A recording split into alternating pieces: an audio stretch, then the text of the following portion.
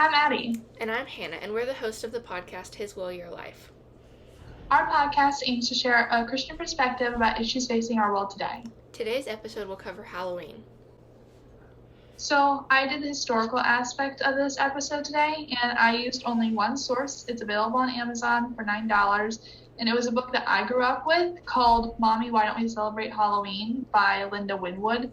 It's a very accurate representation of the historical aspect of Halloween, and even if you're 1480 or whatever, I definitely suggest reading it. It's a very informative book, and it teaches you a lot, but I just took the highlights of the historical aspects to tell you guys today. So the first part is about trick-or-treating.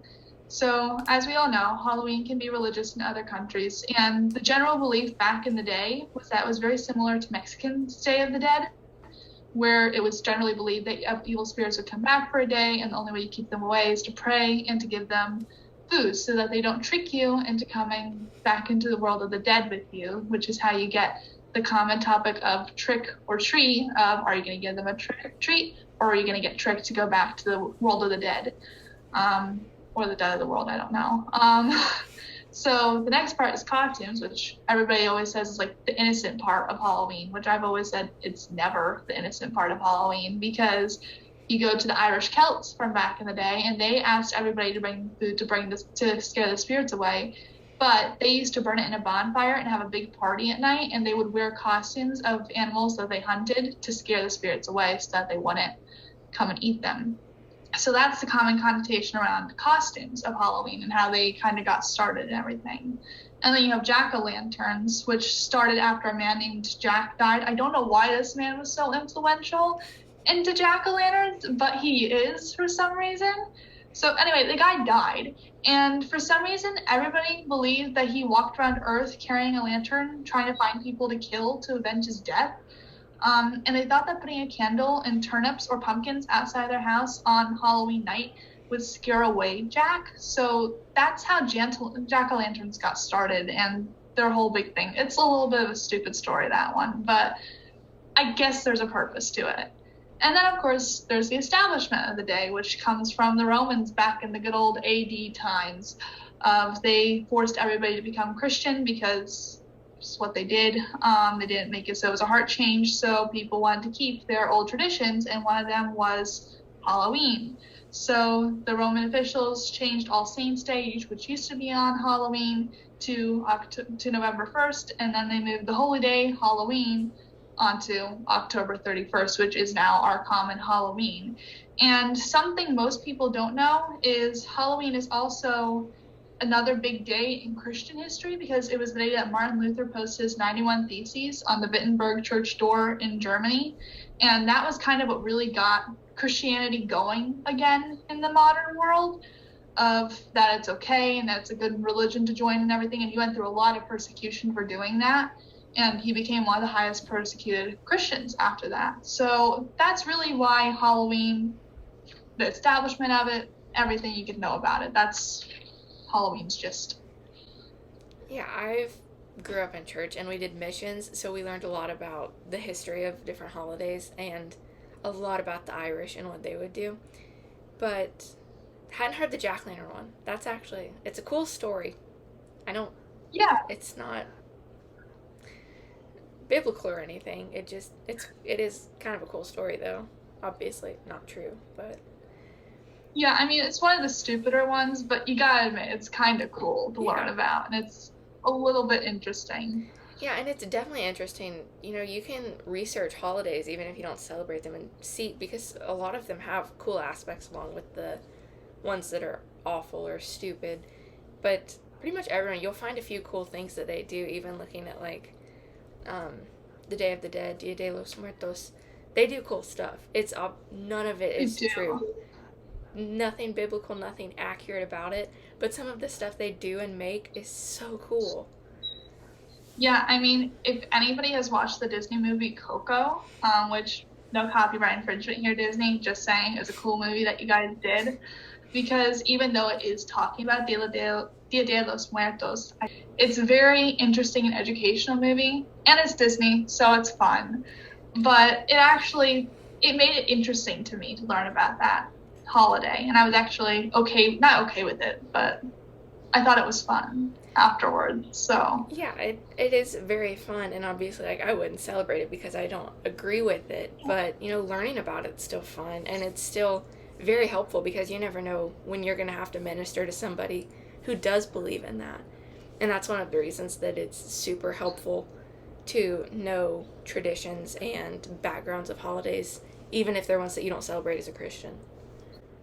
yeah, exactly. I mean, you guys are seeing this video after Halloween, and we're filming it after Halloween. But why don't we just share a little bit of like what we did on Halloween Day? So I did the same thing that I always do. I watched the Disney Halloween movies before they got. If you watch Weird. Disney movies, you know what I'm talking about. Back when it was Monstober, those are the good ones. Watched those, and then I've never been a big fan of trick or treating, but I always loved to hand out candy. So I put on a costume. Like this year, I didn't do much. I just used stuff that I already had because we did not have many trick or treaters last year, and I was correct in thinking that we wouldn't this year either. Just put on a costume and handed out candy for the trick or treaters, and then watched Charlie Brown, the Great Pumpkin, because That's iconic. it's a classic. Yeah. But that's pretty much all I've ever done. I mean, before COVID, I would go to like the fall festivals at church and school, which is basically just trunk or treat where I was.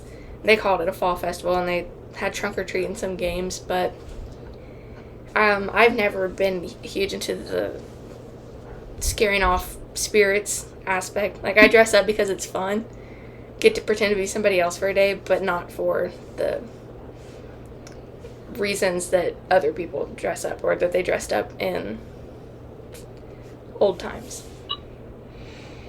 Yeah. Yeah, so one fact you guys don't know about me is I live near one of the top 10 towns to celebrate Halloween in New Jersey. So Halloween has always been a very big thing around where I lived, and I come from a South African American household. So on the one aspect, it was kind of like, okay, Halloween, no big boogies, But on my dad's side, he used to celebrate it growing up. So it took my parents a little bit of figuring out like the history of it and everything, and then they were like, okay, we don't want to celebrate this, which makes sense. And I don't celebrate it. I don't believe in the religious and spiritual aspect of it. But I will admit, I did have to work this past weekend, Halloween. I did dress up as a cowgirl, and I had a blast dressing up as a cowgirl and handing out candy to people because I got the nut chocolate bowl. Okay, I probably ate more candy than I gave out, but it was a lot of fun. So I can understand why people like it, but I think it's also just drawing the line of, do you believe in what you're celebrating, or are you just having fun? And I think that's where most people have kind of a gray area. So that was what I did on Halloween. Usually I just stay home, and I live on a quarter of a mile driveway away from the road, so we never get trick-or-treaters. That's never a concern for us, but I got to do it this year. It was fun to do once. Maybe I'll do it again next year, but it's not my thing, to put it lightly. Yeah, and it's really about what you feel is right. If you're like Addie's family and you just don't think it's right to celebrate it at all, don't.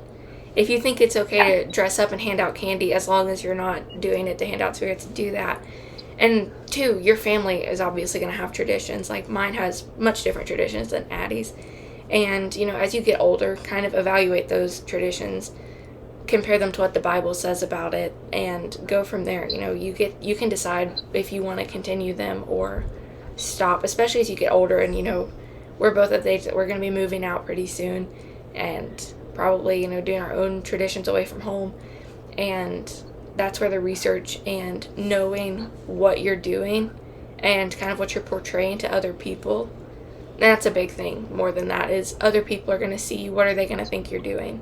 Is it clear that you're doing it because it's fun, or does it look like you're doing it for the reason everybody else is? Yeah, exactly. And like I said, I'm not a big Halloween person, and not that Hannah is, but she does celebrate it more than me, but we can still be friends and respect each other with that. And I think that's something that we very much want to get across to our followers, is that even if you disagree with someone about something, you don't have to shame them for it. You don't have to stop being friends with them for it. you just have to respect their opinions and move on. You know, like if Hannah was liberal and I was Republican, I'm not going to stop being friends with her because she's liberal. I'm just going to say, okay, we don't agree politically. Let's not talk about it. And let's move on with life. And I think that's a very big issue that I always dealt with growing up and why I hated Halloween up until this year, because I always got shamed for not celebrating it. And it was like, okay, time for shaming month, you know?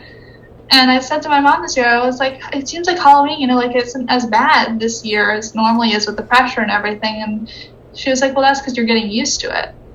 So eventually over time, yeah, you're going to feel pressure. You're going to feel shamed at the beginning if you don't celebrate it. But you get used to it after a while, especially if you live close to a town that constantly celebrates Halloween and like extends it past the month of October. You'll get used to it eventually. And yeah, you might not agree with it, but you can just look at it and say, okay, that's a cool animatronic. Don't know how they did that.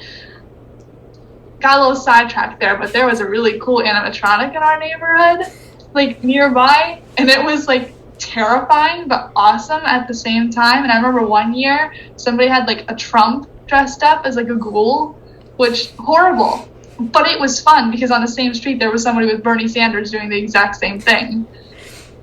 So just think of those neighbor dynamics. Yeah. But like you said, you know, no matter what, if you celebrate and all of your friends don't, there's going to be a little bit of conflict there. And especially like Addi and I haven't even been friends super long. This is the first Halloween that we've been good friends. We didn't really have the conflict because we've known. Like, and especially when you're older. I feel like when you're kids and you're one that doesn't celebrate, you're going to get all the other kids to be like, what, you don't like candy? Or, you know, whatever is going to happen. And as you get older, I feel like more people would just be like, yeah, whatever, you do you. But in any friend group, there's going to be something that you don't agree on. And you just say, all right, we don't agree, and move on. Or if it's something big that you can't move on from, work it out without being mean and just being like, that's stupid. I think it's a good lesson to learn. I think it's the biggest lesson as a Christian you can learn from Halloween is learning about respect and space. You know, if your children are making fun of other children because they don't celebrate Halloween, tell them to stop doing that, please. If you can make any child's life easier than mine was around this time of year, I know I would have appreciated it as a kid. Or if you're a kid that doesn't celebrate Halloween, don't be like me trying to pressure people not to celebrate it. You know, it goes both ways. So I think that's the biggest lesson that we can learn out of Halloween. This is Hanna and Addi's TED Talk about Halloween of just respect others' space and don't shame them into doing things that they don't want to. Thank you very much for joining us today as we discussed Halloween. And keep tuned because next episode I'll be discussing the struggles of being a perfectionist. Our thoughts and prayers go out to all of you, and remember to press the like and subscribe buttons. And we will see you next time on His Will, Your Life.